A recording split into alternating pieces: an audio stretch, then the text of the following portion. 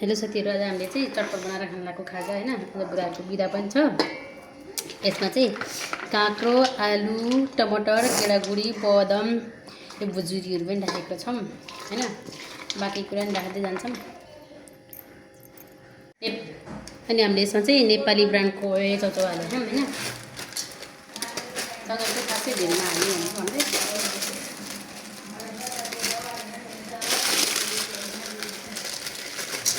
दुईटा हैन यसलाई अलिक सानसानो राम्रोसँग न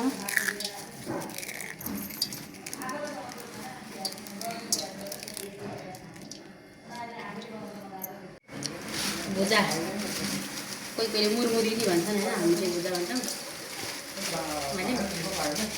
हामी तीनजनाले खाने हो। चटपटमा हामीले बिरुन बनाएर हाल्यौँ हैन। बिरुनले चाहिँ एकदम स्वाद टिक्क टक्क पार्छ।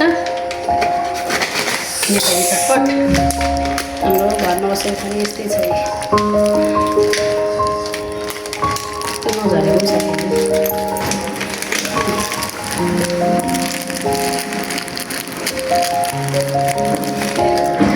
हाल्यौँ।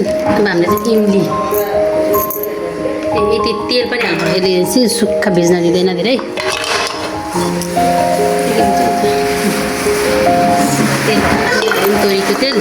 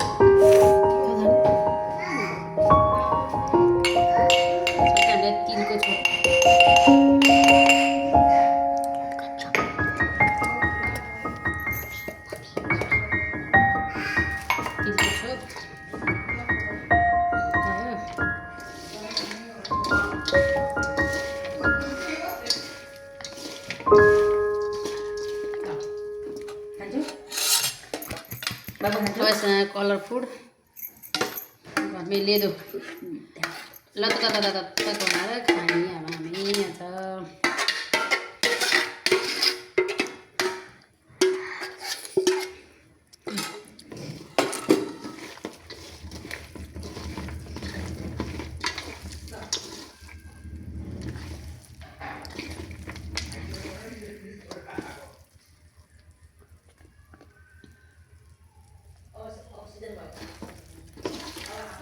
खाने।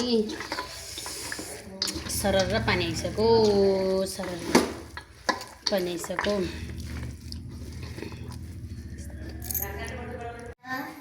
चटपटे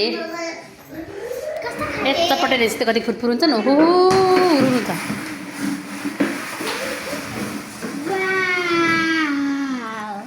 खानु न बुवाले र मेरो बाबुले चाहिँ बुवालाई मेरो कान्छो छोरो चाहिँ चलेको गर्छ हैन।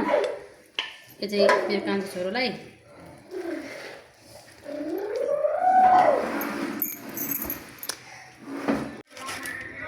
हामीले चाहिँ अस्ति राखेको करेन्ट चौचौ खाएको थियौँ।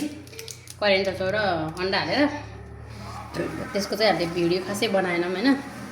त्यसको यति सुप हालेर हुन्छ नि त। यस्तो टक्क भएर अनि गर्लाको कस्तो नखाने खम जस्तो भयो साथीहरू।